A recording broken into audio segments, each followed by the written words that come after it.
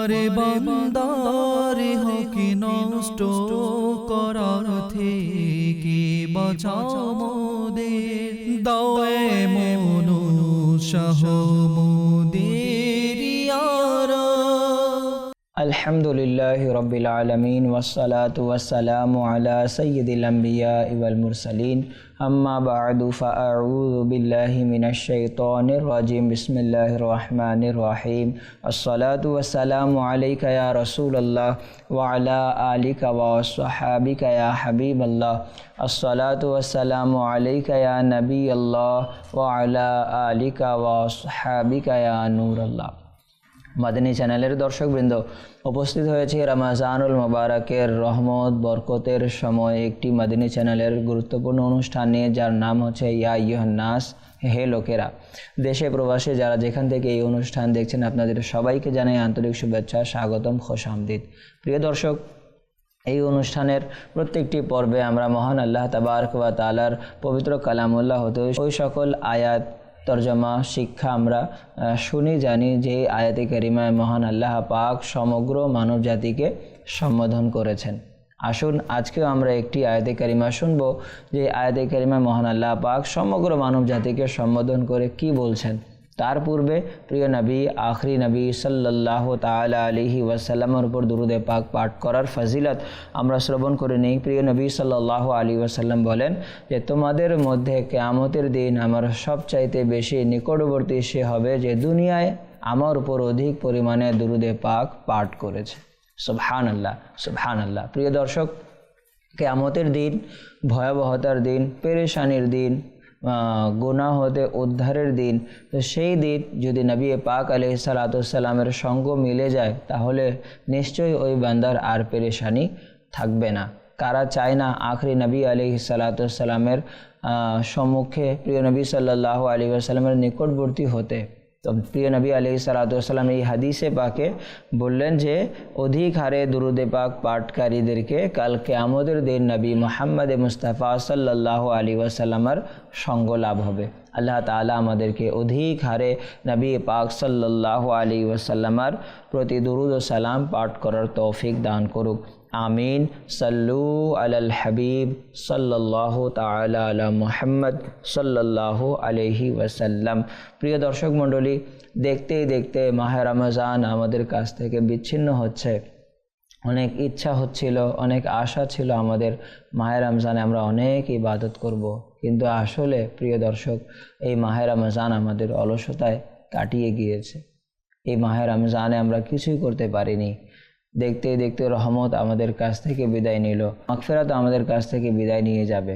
আল্লাহু আকবার। আল্লাহ পাক যাতে এই মাহে রমজান আমাদের মাগফিরাতের উসিলা করে দেখ, কেননা নবী পাক আলাইহিস সালাতু ওয়াস সালামের বাণী হচ্ছে, যার সারাংশ এরকম যে ওই ব্যক্তির নাক ধুলোমলিন হোক যে রমজান পেল কিন্তু আপন গুনাহকে ক্ষমা করাতে পারল না। আল্লাহু আকবার। সুতরাং এই মাহে রমজান যাতে আমাদের মাগফিরাতের, আমাদের নাজাতের উসিলা হয়ে যাক, আল্লাহ তাআলা সেই তৌফিক দান করুক। আমরা বেশি পরিমাণে মাগফিরাতের সদকে এই দোয়া পাঠ করব, আস্তাগফিরুল্লাহ রাব্বি মিন কুল্লি যামবি ওয়া আতুবু ইলাইহি। আল্লাহ তাআলা আমাদেরকে বেশি পরিমাণে তার ইবাদত বন্দেগী করার তৌফিক দান করুক। আমিন। সাল্লু আলাল হাবিব সাল্লাল্লাহু তাআলা আলা মুহাম্মদ সাল্লাল্লাহু আলাইহি ওয়াসাল্লাম। মাদানী চ্যানেলের দর্শকবৃন্দ, আজকে আমরা সূরা ফাতিরের আয়াত নম্বর 5 এর তর্জমা, এর শিক্ষা আমরা শ্রবণ করব, যাতে আল্লাহ তাআলা সমগ্র মানব জাতিকে সম্বোধন করেছেন। আল্লাহ পাক ইরশাদ করেন, বিসমিল্লাহির রহমানির রহিম। ইয়া আইয়ুহান নাসু ইন্না ওয়া'দাল্লাহি হাক্কুন ফালা তাগুররান্নাকুমুল হায়াতুদ দুনিয়া ওয়ালা ইয়াগুররান্নাকুম বিল্লাহিল গরুর। আল্লাহ পাক বলেন, হে মানবকুল, নিশ্চয়ই আল্লাহর প্রতিশ্রুতি সত্য, সুতরাং কখনো যেন তোমাদেরকে প্রতারিত না করে পার্থিব জীবন, এবং কিছুতেই যেন তোমাদেরকে আল্লাহর নির্দেশের উপর প্রতারণা না করে ওই বড় প্রতারক। প্রিয় দর্শক মণ্ডলী, এই আয়াতে কারিমায় আল্লাহ পাক জাল্লা ওয়ালা সমগ্র মানব জাতিকে ইরশাদ করছেন, আল্লাহ পাকের প্রতিশ্রুতি হচ্ছে সত্য। আল্লাহ পাকের প্রতিশ্রুতি দ্বারা কি উদ্দেশ্য? আল্লাহ পাকের ওয়াদা দ্বারা কি উদ্দেশ্য? আল্লাহ পাকের ওয়াদা দ্বারা উদ্দেশ্য হচ্ছে কিয়ামত অবশ্যই সংঘটিত হবে, কিয়ামত অবশ্যই আসবে, মৃত্যুর পর অবশ্যই পুনরুত্থান রয়েছে, আবার আমাদেরকে উঠতে হবে, কর্মসমূহের হিসাব নিকাশ নিশ্চিতভাবে হবে এবং প্রত্যেককে তার কৃত কর্মের প্রতিফল নিশ্চিত পাবে। প্রিয় দর্শক, দুনিয়া হচ্ছে আমলের জায়গা, দুনিয়া হচ্ছে দারুল আমল। আল্লাহ পাক জাল্লা ওয়ালা কোরআনে ইরশাদ করলেন, ইন্না ওয়াদাল্লাহি হাক্কুন, নিশ্চয়ই আল্লাহ পাকের ওয়াদা হচ্ছে সত্য, কিয়ামত তো আসবেই। কিয়ামতের জন্যে আমাদের প্রস্তুতি কেমন? কিয়ামত সংঘটিত হবে, সেই জায়গায় আমরা উঠব কিভাবে? আমাদের আমল নামা কীরকম হবে? এক সাহাবী রাদিয়াল্লাহু তাআলা আনহু নবী পাক সাল্লাল্লাহু তাআলা আলাইহি ওয়াসাল্লামকে জিজ্ঞেস করলো, মাতা সাআ ইয়া রাসূলুল্লাহ সাল্লাল্লাহু আলাইহি ওয়াসাল্লাম, কিয়ামত কবে আসবে? কিয়ামত কখন সংঘটিত হবে? তো প্রিয় নবী আলাইহিস সালাতু ওয়াস সালাম অদৃশ্যের সংবাদদাতা, প্রিয় নবী জানা সত্ত্বেও প্রিয় নবীজি বললেন, হে আমার সাহাবী, তুমি এটি জিজ্ঞাসা করছো কিয়ামত কখন আসবে? তুমি এটা বলো তার জন্যে প্রস্তুতি কি নিয়েছো, কিয়ামতের জন্যে তোমার প্রস্তুতি কেমন, তুমি এটা বলো। কিয়ামত যখন আসবে তখন আসবে, কিয়ামত আপন সময় আসবে, কিন্তু হে আমার সাহাবী, তুমি সেটার জন্যে প্রস্তুতি কি নিয়েছো? কেননা ইন্না ওয়াদাল্লাহি হাক্কুন, আল্লাহ পাকের প্রতিশ্রুতি হচ্ছে সত্য, কিয়ামত তো আসবেই, তার জন্য প্রস্তুতি কি নিয়েছো? ফালা তাগুররান্নাকুমুল হায়াতুদ দুনিয়া, আল্লাহ পাক কি বলেন, কখনো যেন তোমাদেরকে প্রতারিত না করে পার্থিব জীবন, এই দুনিয়া যাতে আমাদেরকে ধোকায় না ফেলে দেয়। প্রিয় দর্শক, এই দুনিয়ায় ধোকায় পড়ে আমরা ইবাদত হতে বঞ্চিত হয়ে যাই, এই দুনিয়ার ধোকায় আমরা আল্লাহ পাকের হুকুম আহকাম মান্য করার পরিবর্তে অমান্য করে দেই। আল্লাহু আকবার। তোমাদেরকে পার্থিব জীবন ধোকায় না ফেলে দেয়, যাতে সেটার ভোগ বিলাসের মধ্যে মত্ত হয়ে আখিরাতকে ভুলে না যাও। আজ আপনি দেখুন চারিদিকে আমরা কি করছি? সকলে আমরা দুনিয়াকে ব্রাইটনেস করার জন্যে, দুনিয়াকে সুসজ্জিত করার জন্য আমরা চারিদিকে ভ্রমণ করছি। যাকেই দেখুন দুনিয়াকে বেশি প্রায়োরিটি দিচ্ছে আখিরাতের উপরে। আল্লাহু আকবার। এমনও দেখা গিয়েছে প্রিয় দর্শক, যদি কেউ বাহিরে যায় আর এমন দেশে গেল যে জায়গায় মুসলমানকে অ্যাকসেপ্ট করা হয় না, তো ওই জায়গায় আমরা দুনিয়াকে অ্যাচিভ করার জন্য সেখানে লিখে দেয় যে আমি নন মুসলিম। মাআযাল্লাহ, মাআযাল্লাহ। প্রিয় দর্শক, এই জিনিস লিখে দেওয়া মানে কি জানেন? বান্দা ইসলাম হতে খারিজ হয়ে যায়। এটা হচ্ছে কুফর, নিজেকে নন মুসলিম লিখে দেওয়া। আজকে এরকমও রয়েছে যারা জীবিকা অর্জনের জন্য দেশের বাইরে যাচ্ছে, এই জায়গায় যদি লিখতে হয় লিখে দেয়, ভাবে আমি লিখে দিলে তো আমি অমুসলিম হব না, সে লিখে দেয়। কিন্তু প্রিয় দর্শক, সে জানে না যে আমার লিখে দেওয়ার কারণে কি হচ্ছে। তো প্রিয় দর্শক মণ্ডলী, আমরা আল্লাহ পাকের যে কিয়ামত সংঘটিত হবে, এই কিয়ামতের জন্য আমরা প্রস্তুতি নেই। রিজিক আমরা যেদিকেই থাকি না কেন, রিজিক তো আমরা পাবই। এক বুজুর্গ রাহমাতুল্লাহি তাআলা আলাইহির মুরিদ, তিনি দেশের বাইরে যাচ্ছিলেন জীবিকা অন্বেষণের জন্য, চাকরিতে যাচ্ছিলেন। তো ওনার পীর সাহেব ওনাকে বললেন যে বেটা, তুমি যেদিকে যাচ্ছ সেখানকার মাবুদকে, সেখানকার খোদাকে আমার সালাম বলিও। তো সেই মুরিদ বলল, হুজুর সেখানকার মাবুদ তো আল্লাহ তাআলাই, আল্লাহ পাক এখানকারও মাবুদ, আল্লাহ পাক প্রত্যেক জায়গারও মাবুদ। আমি যেখানে যাচ্ছি সেখানে তো মাবুদ অন্য কেউ না, আল্লাহ পাকই মাবুদ, আল্লাহ পাকই ইবাদতের যোগ্য, ইবাদতের মালিক তো আল্লাহ পাকই। তখন ওই বুজুর্গ রাহমাতুল্লাহি তাআলা আলাইহি বললেন যে আমি সেটাই বোঝাতে চাচ্ছি যে এই মহান রব তাবারক ওয়া তাআলা তোমাকে সেখানে রিজিক দিতে সক্ষম, সেই রব তাবারক ওয়া তাআলা এখানেও রিজিক দিতে সক্ষম। তো প্রিয় দর্শক, আমরা দুনিয়াকে সজ্জিত করার জন্য আমরা অসংখ্য অগণিত কাজে আমরা লিপ্ত হয়ে যাই। তো সুতরাং আল্লাহ পাক আমাদেরকে এখানে আমাদেরকে বুঝিয়েছেন যে দেখো আল্লাহ পাকের যেই প্রতিশ্রুতি তা হচ্ছে সত্য, ইন্না ওয়াদাল্লাহি হাক্কুন ফালা তাগুররান্নাকুমুল হায়াতুদ দুনিয়া। তো এই দুনিয়া তোমাদেরকে, এই পার্থিব জীবন তোমাদেরকে ধোকায় না ফেলে দেয়। প্রিয় দর্শক মণ্ডলী, আল্লাহ পাকের ইবাদত বন্দেগীও আমাদেরকে করতে হবে, আল্লাহ পাক জাল্লা ওয়ালার হুকুম আহকাম আমাদেরকে মেনে চলতে হবে। আমরা পশু প্রাণী না যে যেভাবে ইচ্ছা আমরা খাবার খেলাম, যেভাবে ইচ্ছা আমরা মল ত্যাগ করলাম, এরকম না। আল্লাহ পাক জাল্লা ওয়ালা পবিত্র কোরআনে মজিদ ফুরকানে হামিদে ইরশাদ করেন যে আমি মানুষ ও জিন জাতিকে আমার ইবাদতের জন্য সৃষ্টি করেছি। আমরা হচ্ছি মুকাল্লাফ, আমাদেরকে শরীয়তের বিধিবিধান অনুযায়ী চলতে হবে, শরীয়তের হুকুম আহকাম মেনে আমাদেরকে কোনো কাজ করতে হবে। আমাদের এরকম নেই যে আমরা আমাদের মন মোতাবেক আমরা কাজ করলাম, না, প্রত্যেকটি কাজে শরীয়ত আমাদেরকে দিক নির্দেশনা দিচ্ছে। আর দিক নির্দেশনা শেখার জন্য সময় কার কাছে? কোরআন হাদিসের জ্ঞান শেখার জন্য সময় কার কাছে? ফরজ ও উলুম যেগুলো আমার উপরে শেখা ফরজ, এই ইলম শিক্ষার জন্যে আমাদের কাছে সময় কোথায়? অথচ প্রিয় নবী আলাইহিসসালাতু ওয়াসসালাম বলেন, তলাবুল ইলমি ফরিদাতুন আলা কুল্লি মুসলিম।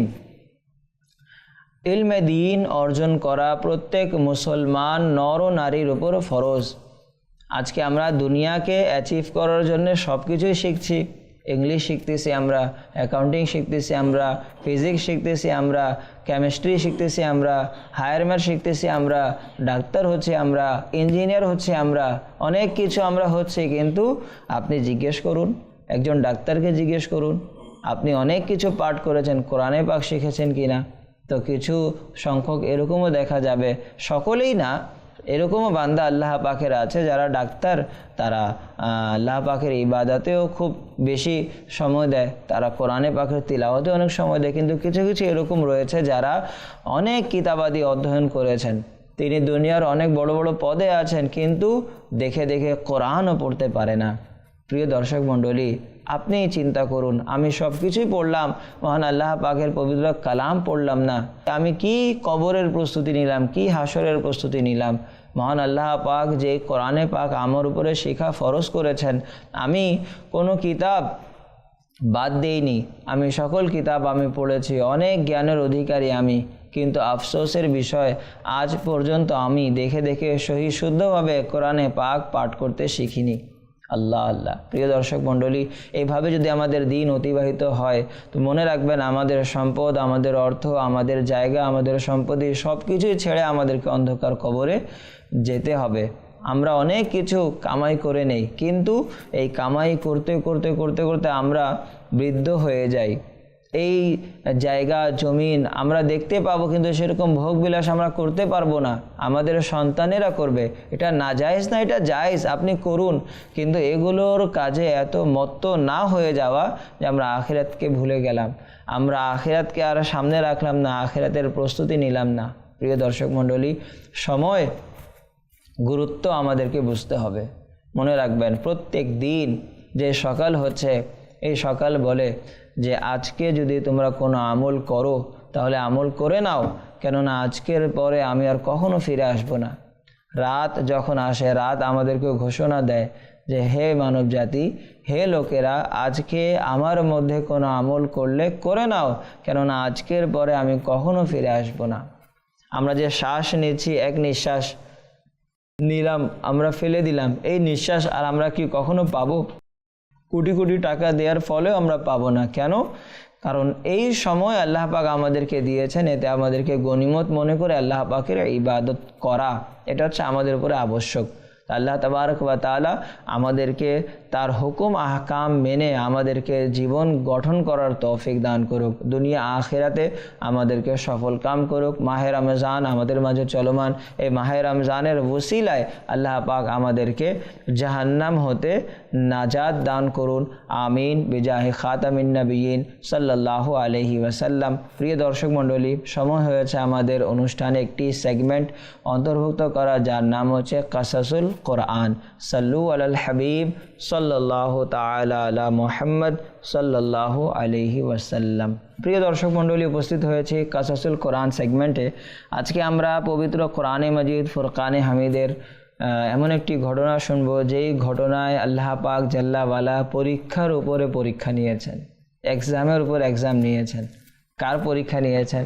আল্লাহু আকবার, আল্লাহ পাকের নবী হযরত সাইয়্যিদুনা আইয়ুব আলাইহিস সালাতু ওয়াস সালামের পরীক্ষা।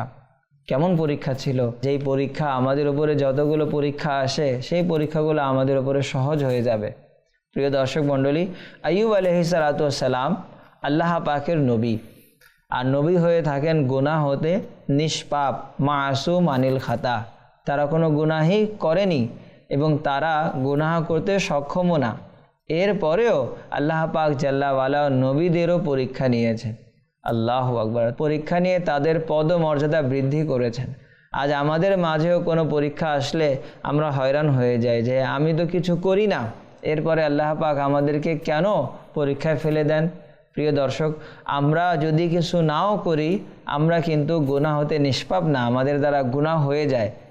আপনি দেখুন আল্লাহ পাকের নবীগণ গুনাহ হতে মাসুম, এরপরে তাদের সাথেও আল্লাহ পাক পরীক্ষা নিয়েছেন। তো যখন নবীগণদেরকে আল্লাহ তাআলা পরীক্ষা নিতে পারেন, আমাদেরকে কেন নিতে পারেন না? সুতরাং যেই হালতে আল্লাহ পাক রাখুক আমাদেরকে শুকর আদায় করতে হবে। আসুন আজকের যেই আইয়ুব আলাইহিস সালাতু ওয়াস সালামের ঘটনা আমরা শ্রবণ করি। হযরতে সাইয়্যিদুনা আইয়ুব আলাইহিস সালাম হযরতে ইসহাক আলাইহিস সালামের বংশের এবং তার মাতা হযরতে লূত আলাইহিস সালাতু ওয়াস সালামের বংশের। আল্লাহ পাক জাল্লাওয়ালা হযরতে সাইয়্যিদুনা আইয়ুব আলাইহিস সালাতু ওয়াস সালামকে সর্বপ্রকার নেয়ামত দ্বারা ধন্য করেছিলেন। অসংখ্য নেয়ামত তাকে দান করেছিলেন, সৌন্দর্য দান করেছিলেন, সম্পদ ও সন্তানের আধিক্য, অসংখ্য গৃহপালিত পশু ও ক্ষেত খামার ইত্যাদির তিনি মালিক ছিলেন। অর্থাৎ এমন কোনো নেয়ামত ছিল না যা মহান আল্লাহ পাক জাল্লাওয়ালা আইয়ুব আলাইহিস সালাতু ওয়াস সালামকে দান করেননি। যখন আল্লাহ পাক জাল্লাওয়ালা আইয়ুব আলাইহিস সালাতু ওয়াস সালামকে পরীক্ষায় লিপ্ত করলেন, তখন তার বাড়ি ভেঙে পড়ল প্রথম পরীক্ষা, এবং তার সকল সন্তান বাড়ির নিচে চাপা পড়ে মারা গেল। সমস্ত ক্ষেত খামারও নষ্ট হয়ে গেল। মোট কথা তার নিকট কিছুই অবশিষ্ট ছিল না। আল্লাহ পাক যেই যেই নেয়ামত তাকে দান করেছিলেন আল্লাহ পাক পরীক্ষায় ফেললেন, প্রত্যেকটা নেয়ামত কোনো না কোনোভাবে ধ্বংস হয়ে গেল, নিমিষে নিঃশেষ হয়ে গেল। আইয়ুব আলাইহিস সালামকে যখন কোনো কিছু নেয়ামত ধ্বংস হয়ে যাওয়ার সংবাদ দেওয়া হতো, তখন আইয়ুব আলাইহিস সালাতু ওয়াস সালাম আল্লাহ পাকের প্রশংসা করতেন, সুবহানাল্লাহ, তার হামদ করতেন, আল্লাহু আকবার, এবং কৃতজ্ঞতা জ্ঞাপন করতেন যে আমার কি ছিল, আমার কি আছে, জারি ছিল তিনি নিয়ে গিয়েছেন, সুবহানাল্লাহ। যতক্ষণ তিনি আমাকে দিয়ে রেখেছিলেন আমার নিকট ছিল, যখন তিনি চাইলেন নিয়ে গেলেন। আমি সর্বাবস্থায় তার সন্তুষ্টিতে সন্তুষ্ট, সুবহানাল্লাহ। প্রিয় দর্শক, তিনি কি বললেন? আল্লাহ পাক যা দিয়েছিলেন আল্লাহ পাকেরই ছিল, আল্লাহ পাক নিয়ে গেলেন, আমি সর্বাবস্থায় তার সন্তুষ্টিতেই সন্তুষ্ট। আল্লাহ পাক নিয়ে গেলেন কেন? এতে আমার আল্লাহ পাক জাল্লাওয়ালা রাজি, সন্তুষ্ট, সুতরাং আল্লাহ পাকের সন্তুষ্টতেই আমি সন্তুষ্ট। এরপর তিনি অসুস্থ হয়ে গেলেন এবং তার শরীর মোবারকে বড় বড় ফোসকা পড়ে গিয়েছিল। এই অবস্থায় সকলে তাকে ছেড়ে চলে যায়, শুধুমাত্র তার স্ত্রী তাকে ছেড়ে চলে যাননি। তার নাম কি ছিল? ওই সৌভাগ্যবান মহিলার নাম ছিল রহমত বিনতে আফরাহিম। তিনি আইয়ুব আলাইহিস সালাতু ওয়াস সালামকে ছেড়ে যাননি। কেন? আমার স্বামী, আমার স্বামী, আমার স্বামী। তিনি আপন স্বামীকে খুবই ভালোবাসতেন, আল্লাহু আকবার। তার স্ত্রীর এরকম ধারণা ছিল যে আল্লাহ পাক জাল্লাওয়ালা আমাকে সুখ শান্তিতে রেখেছিলেন, এখন আল্লাহ পাক জাল্লাওয়ালা পরীক্ষা নিচ্ছেন, ইনশাআল্লাহ এই পরীক্ষা হতে আবারও উদ্ধার করবেন কে? আমার রব তাবারক ওয়া তাআলা। তিনি এই ভেবে আপন স্বামী হযরত আইয়ুব আলাইহিস সালাতু ওয়াস সালামের খিদমত করার সৌভাগ্য লাভ করতেন। সকলে চলে যায় তিনি ছাড়া, যিনি হযরত ইউসুফ আলাইহিস সালাতু ওয়াস সালামের নাতনি ছিলেন। এই রহমত বিনতে আফরাহিম কে ছিলেন? ইউসুফ আলাইহিস সালামের নাতনি। তার খিদমত করতে থাকেন, বছরের পর বছর তিনি এই অবস্থায় ছিলেন। তিনি ফুসকা ও ফোড়ার ব্যথায় খুবই কষ্টে ছিলেন।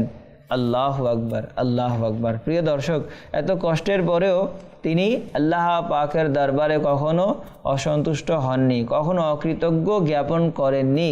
সর্বাবস্থায় আল্লাহ পাকের শুকর আদায় করেছেন। আল্লাহু আকবার। হযরতে আইয়ুব আলাইহিস সালাতু সালাম বলেন, আন্নি মাসানিয়া দুররু ওয়া আনতা আরহামুর রাহিমিন। আমাকে দুঃখ কষ্ট স্পর্শ করেছে, আর তুমি সমস্ত দয়ালুর মধ্যে সর্বাধিক দয়ালু। এই কষ্টের পরেও হযরতে আইয়ুব আলাইহিস সালাম কি বলেন? আন্নি মাসানিয়া দুররু, আমাকে দুঃখ কষ্ট স্পর্শ করেছে, ওয়া আনতা আরহামুর রাহিমিন, আর তুমি হচ্ছ আমার সমস্ত দয়ালুর মধ্যে সর্বাধিক দয়ালু আল্লাহ তাআলা। আল্লাহু আকবার। যখন হযরতে আইয়ুব আলাইহিস সালাতু সালাম আল্লাহ পাকের পরীক্ষায় পুরোপুরি উত্তীর্ণ হয়ে যান, তখন তার দোয়া কবুল হলো। আর আল্লাহ পাক জাল্লা ওয়ালা আদেশ দিয়ে ইরশাদ করলেন, হে আইয়ুব আলাইহিস সালাতু সালাম, তোমার পা মাটিতে মারো। যখন আইয়ুব আলাইহিস সালাতু সালাম পরীক্ষায় তিনি উত্তীর্ণ হলেন, তখন আল্লাহ পাক জাল্লা ওয়ালা তার পেরেশানি, তার পরীক্ষাকে কিভাবে দূরীভূত করলেন। আল্লাহ পাক আইয়ুব আলাইহিস সালামকে বলেন, হে আইয়ুব, তোমার পা মাটিতে মারো। তিনি মাটিতে পা মারলেন, তখন সাথে সাথেই একটি ঝর্ণা মাটি ভেদ করে বের হলো। সুবহানাল্লাহ। আল্লাহ পাকের নির্দেশ এলো, এই পানি দ্বারা গোসল করুন। অতএব তিনি আলাইহিস সালাতু সালাম গোসল করলেন। তখন তার শরীরের সমস্ত রোগ মহান আল্লাহ পাক জাল্লা ওয়ালা দূর করে দিলেন। সুবহানাল্লাহ, সুবহানাল্লাহ। এই ঘটনাকে আল্লাহ পাক জাল্লা ওয়ালা পারা 23 সূরা সদ আয়াত নাম্বার 42 হতে 44 পর্যন্ত আল্লাহ পাক বর্ণনা করেছেন, যার কানজুল ঈমান থেকে অনুবাদ এরকম যে, আমি বললাম তোমার পা দ্বারা ভূমিকে আঘাত করো। এটা হচ্ছে সুশীতল প্রস্রবণ গোসল ও পান করার জন্য, এবং আমি তাকে পরিবার পরিজন এবং তাদের সমসংখ্যক আরও অধিক দান করলাম আপন অনুগ্রহ প্রদর্শন রূপে এবং বোধ শক্তি সম্পন্নদের উপদেশের জন্য। সুবহানাল্লাহ। প্রিয় দর্শক মণ্ডলী, যখন হযরত সাইয়্যিদুনা আইয়ুব আলাইহিস সালাম মাটিতে পা মারলেন, ঝর্ণা প্রবাহিত হলো, আর সেই পানি দ্বারা যখন আইয়ুব আলাইহিস সালাম গোসল করলেন, তার রোগ দূর হয়ে গেল। আল্লাহ পাক তাকে শিফা দান করলেন। আল্লাহু আকবার। এরপর তিনি পরীক্ষায় পরিপূর্ণ উত্তীর্ণ হয়ে অসংখ্য সওয়াবের অধিকারী হয়ে গেলেন। আল্লাহ পাক জাল্লা ওয়ালা আবারও তাকে সেরকম ক্ষেত খামার দান করলেন। আল্লাহ পাক তাকে অসংখ্য আবারও সন্তান দান করলেন। তার স্ত্রী তার খিদমত করতে লাগলেন। আল্লাহু আকবার, আল্লাহু আকবার, আল্লাহু আকবার। তো প্রিয় দর্শক মণ্ডলী, আজকের এই হযরত সাইয়্যিদুনা আইয়ুব আলাইহিস সালামের ঘটনা দ্বারা আমরা কি শিক্ষা পেলাম? যে এমন কোন মুসিবত ছিল যে আল্লাহ পাক আইয়ুব আলাইহিস সালামকে দান করেননি, আল্লাহ পাক আইয়ুব আলাইহিস সালামের পক্ষ হতে পরীক্ষা নেননি, এরকম কোনো মুসিবত ছিল না। সকল মুসিবত আইয়ুব আলাইহিস সালামের উপরে আল্লাহ পাক দান করেছিলেন। যে আমার বান্দা কি করে, আমার কৃতজ্ঞতা জ্ঞাপন করে নাকি অকৃতজ্ঞতা জ্ঞাপন করে। তখন হযরত আইয়ুব আলাইহিস সালাম কি বললেন? যে এই সকল আল্লাহ পাকেরই ছিল, আল্লাহ পাক নিয়ে গেলেন, আর এই নিয়ে যাওয়াতে আমার রব তাবারক ওয়া তাআলা সন্তুষ্ট, সুতরাং আমার রব তাবারক ওয়া তাআলার সন্তুষ্টিতেই আমি সন্তুষ্ট। তো এভাবে তিনি ধৈর্য ধারণ করলেন, আর ধৈর্য ধারণকারীদের সাথে মহান আল্লাহ পাক রয়েছেন। ইন্নাল্লাহা মা'আস সাবিরিন। তিনি ধৈর্য ধারণ করলেন, পরীক্ষায় উত্তীর্ণ হলেন, আল্লাহ পাক তাকে সওয়াবের অসংখ্য ভাণ্ডার দান করলেন। যত কিছু আল্লাহ পাক নিয়েছিলেন আবারও ফিরিয়ে দিলেন, বরং তার চাইতেও বেশি তাকে দান করলেন। প্রিয় দর্শক, আজ আমাদেরও পেরেশানি, আমাদেরও রোগ রয়েছে। আল্লাহ পাকের দরবারে কান্নাকাটি করে দোয়া করুন, ধৈর্য ধারণ করুন। ইনশাআল্লাহুল করিম আল্লাহ পাক আমাদেরকেও শিফা দান করবেন, আমাদেরকেও অসংখ্য নেয়ামত দ্বারা ধন্য করবেন। আল্লাহ পাক জাল্লা ওয়ালা আমাদেরকে আল্লাহ পাকের শুকর আদায়কারী বান্দা হিসেবে কবুল করুক। আমিন। বিজাহি খাতামিন নবিয়্যিন সাল্লাল্লাহু আলাইহি ওয়াসাল্লাম। মাদানী চ্যানেল দেখতে থাকুন। সল্লু আলাল হাবিব সাল্লাল্লাহু তাআলা আলা মুহাম্মদ সাল্লাল্লাহু আলাইহি ওয়াসাল্লাম। তোমারে বান্দারে হকি নষ্ট করার থেকে বাঁচাও মোদের, দাও এ মনুষ্য দুঃসাহস